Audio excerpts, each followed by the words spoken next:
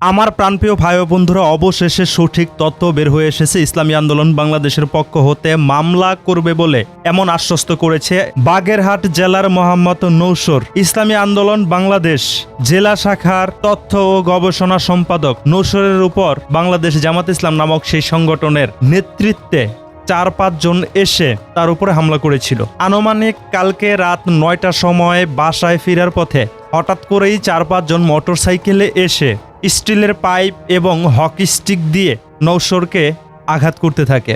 এক পর্যায়ে তার কাটার ঘেরার উপরে ফেলে দেয়। এক প্রকার তার মোবাইল ফোনটাকেও ভেঙে ফেলে। তারপরে স্থানীয় লোকজন এসে মোহাম্মদ নসরকে স্থানীয় হাসপাতালে নিয়ে যায়। প্রাথমিক চিকিৎসা দিয়ে তাকে বাড়িতে নিয়ে যাওয়া হয়। যাদের নেতৃত্বে মোহাম্মদ নৌসরের উপরে হামলা হয়েছিল তাদের 2 জনের নাম।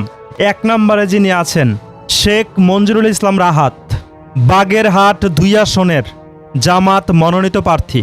আর দ্বিতীয় জন মেহেদি রিয়াজ, তার একান্ত সহকারী ও ছাত্র শিবির নেতা।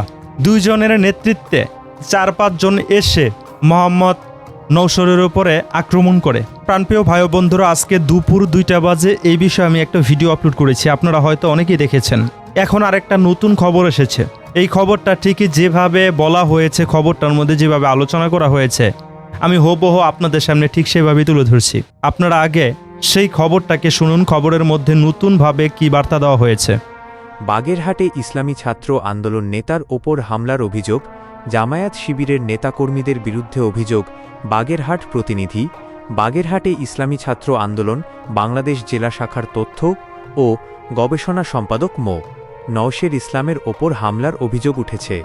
গতকাল রাত আনুমানিক 9টার দিকে বাড়ি ফেরার পথে গোপালপুর রোড এলাকায় এ হামলার ঘটনা ঘটে বলে দাবি করেছে সংগঠনটির অভিযোগ, মোটরসাইকেল যোগে 4 থেকে 5 জন ব্যক্তি সেখানে এসে নওশের ইসলামকে গালিগালাজ করেন। এক পর্যায়ে তাকে রাস্তার পাশের কাঁটাতারের বেড়ার ওপর ধাক্কা দিয়ে ফেলে দেওয়া হয়। পরে স্টিলের পাইপ ও হকি স্টিক দিয়ে তাকে মারধর করা হয় এবং অন্যরা কিল ঘুষি দেন বলে অভিযোগ করা হয়েছে। এ সময় তার ব্যবহৃত মোবাইল ফোনটিও ভাঙচুর করা হয় বলে দাবি করা হয়েছে। হামলায় নওশের ইসলাম গুরুতর আহত হয়েছেন বলে সংগঠনটির পক্ষ থেকে জানানো হয়েছে। পরে স্থানীয় লোকজন তাকে উদ্ধার করে একটি স্থানীয় ক্লিনিকে নিয়ে যান এবং সেখানে তাকে প্রাথমিক চিকিৎসা দেওয়া হয়। ইসলামী ছাত্র আন্দোলন বাংলাদেশ বাগেরহাট জেলা শাখার পক্ষ থেকে অভিযোগ করা হয়েছে, বাগেরহাট -2 আসনে জামায়াত মনোনীত প্রার্থী শেখ মঞ্জুরুল ইসলাম রাহাতের একান্ত সহকারী ও শিবির নেতা মেহেদি রিয়াদের নেতৃত্বে এ হামলা হয়েছে। সংগঠনটির পক্ষ থেকে ঘটনাটিকে রাজনৈতিক প্রতিহিংসা ও ক্ষমতার অপব্যবহার হিসেবে উল্লেখ করে তীব্র নিন্দা ও প্রতিবাদ জানানো হয়েছে। একই সঙ্গে হামলার সঙ্গে জড়িতদের দ্রুত শনাক্ত করে আইনানুগ ব্যবস্থা নেওয়ার জন্য প্রশাসনের প্রতি আহ্বান জানানো হয়েছে। এ ঘটনায় মামলা করার প্রস্তুতি নেওয়া হচ্ছে বলেও সংগঠনটির পক্ষ থেকে জানানো হয়েছে। হামলার প্রকৃত কারণ ও কারা এতে জড়িত তা তদন্তের মাধ্যমে নিশ্চিত হওয়ার দাবি জানিয়েছেন সংশ্লিষ্টরা। আমার প্রাণপ্রিয় ভাই ও বন্ধুরা, আপনারা হয়তো হুবহু খবরটাকে শুনেছেন। মোহাম্মদ নৌসর ইসলামী ছাত্র আন্দোলন বাংলাদেশের গোপালপুর রোড এলাকায় এই কাণ্ড ঘটেছে।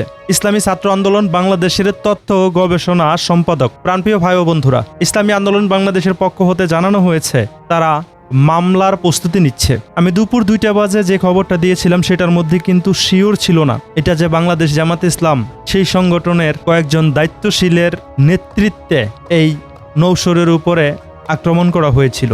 তবে এই খবরটার মধ্যে নিশ্চিত হওয়া যাচ্ছে বাংলাদেশ জামাত ইসলাম নামক সেই সংগঠনের 2 জন নেতৃবৃন্দ তাদের নেতৃত্বে নৌসরের উপরে রাত 9টা বাজে আনুমানিক আক্রমণ করে। এলাকাবাসী এসে সেখান থেকে তাকে উদ্ধার করে স্থানীয় হাসপাতালে নিয়ে যায়, প্রাথমিক চিকিৎসা দিয়ে তাকে বাসায় নিয়ে যায়। আপনারা হয়তো খবরের মধ্যে তাই স্পষ্টভাবেই শুনতে পেয়েছেন। আমার প্রাণপ্রিয় ভাই ও বন্ধুরা, এখন কথা হচ্ছে ইসলামী আন্দোলন বাংলাদেশ সে সংগঠনের যে কোনো পর্যায়ে দায়িত্ব পালন করেন না কেন, যদি সত্য কথা হোক কথা বলেন, যদি সত্য লেখালেখি করেন, বিভিন্ন মহলের মানুষগুলো আপনাকে অ্যাটাক করতে পারে, এটা আপনাকে মেনে নিতে হবে। আর নেতা হতে হলে অবশ্যই অনেক বাধার সম্মুখীন হতেই হবে। কারা বাধা দিচ্ছে, কারা আক্রমণ করছে, সেটা হচ্ছে সবচেয়ে বড় বিষয়। যারা আক্রমণ করেছে এই খবরের মধ্যে যাদেরকে উল্লেখ করা হয়েছে, যারা আক্রমণ করেছে তাদেরকে তো আমরা কোনো ইসলামিক সংগঠন ভাবি না, তারা তো কোনো ইসলামিক সংগঠনের নেতৃবৃন্দ না। তাদের শত্রু প্রধান হিসাবে আমরা যাদেরকে গণ্য করি, তারা কাদেরকে প্রধান শত্রু হিসাবে মনে করে? তারা ওলামাই কারামদেরকে, বিশেষ করে চরমনাই ইসলামী আন্দোলন বাংলাদেশকে তারা শত্রু বলে মনে করে। কারণ ইসলামী আন্দোলন বাংলাদেশের মধ্যে 100 জনের মধ্যে 60 জন আল্লাহওয়ালা, দিনদার, ফরেজগার, মুত্তাকি, যাদেরকে দেখে মুসলমান বলে মনে হয়। নবীজির আদর্শ তাদের শরীরের মধ্যে আছে, যেটা দেখে বাংলাদেশ জামাত ইসলাম নামক সেই সংগঠনের কিছু কিছু মানুষের সহ্য হয় না, যে কারণে তারা এমন এমন কাজগুলোকে করে ফেলে। সোশ্যাল মিডিয়ার মধ্যেও, এলাকার মধ্যে, বাংলাদেশের মধ্যে বিভিন্ন জায়গায় বিভিন্ন ধরনের অশ্লীলতা ছড়িয়ে আছে, বিভিন্ন অনৈতিক কাজ চলছে, সেগুলো নিয়ে কিন্তু তারা আলোচনা করে না। তারা ইসলামী আন্দোলন বাংলাদেশের বিরুদ্ধেই সোচ্চার আছে, যেন বাংলাদেশে ইসলাম প্রচার হতে না পারে। এটা নিয়ে তারা দিনটা 24 ঘন্টা চেষ্টা করে যাচ্ছে, এটা তারা করতেই থাকবে। কারণ যাদের আকীদার মধ্যে এটা আছে যে নবীরাও ভুল করেছে, আল্লাহ ভুল করিয়েছে, সাহাবাই কেরাম সত্যের মাপকাঠি না, যাদের 100 জন কর্মীর মধ্যে 98 জনকে দেখে মুসলমান মনে হয় না, 100 জনের মধ্যে 98 জনের শরীরের মধ্যে সুন্নতের কোনো লেবাস নাই, তারা সুন্নত ছাড়া ইসলাম মানে, যেভাবে হিজবুত তাওহীদ মানে ঠিক সেভাবেই। নবী করিম সাল্লাল্লাহু আলাইহি ওয়াসাল্লামের মাথায় টুপি ছিল, পাগড়ি ছিল, চোয়ালে দাড়ি মুবারক ছিল, মাথায় পাগড়ি ব্যবহার করতো, শরীরে লম্বা জুব্বা ব্যবহার করতো, সাহাবাই কেরাম ঠিক সেভাবেই চলতো। এবং যুগে যুগে যতগুলো আল্লাহর ওলি হয়েছে, যাদের কিতাবাদি এসেছে, যাদেরকে ওলি হিসাবে সাব্যস্ত করা হয়েছে, যাদেরকে বিজ্ঞ আলেম হিসাবে সাব্যস্ত করা হয়েছে, তারা প্রত্যেকেই কিন্তু সুন্নতের আমলদার ছিল, তারা প্রত্যেকেই কিন্তু আল্লাহওয়ালা, দিনদার, ফরেজগার ছিল। তাদের আইডল কিন্তু ছিল নবীজির সুন্নত। আর সেই নবীজির সুন্নত এটা ইসলামী আন্দোলন বাংলাদেশের সৈনিকেরা ব্যবহার করে। আল্লাহ পাক রব্বুল আলামিনকে সন্তুষ্ট করার জন্য নবী করিম সাল্লাল্লাহু আলাইহি ওয়াসাল্লামকে অনুসরণ করে ইসলামী আন্দোলন বাংলাদেশের নেতাকর্মীরা সামনের দিকে অগ্রসর হচ্ছে।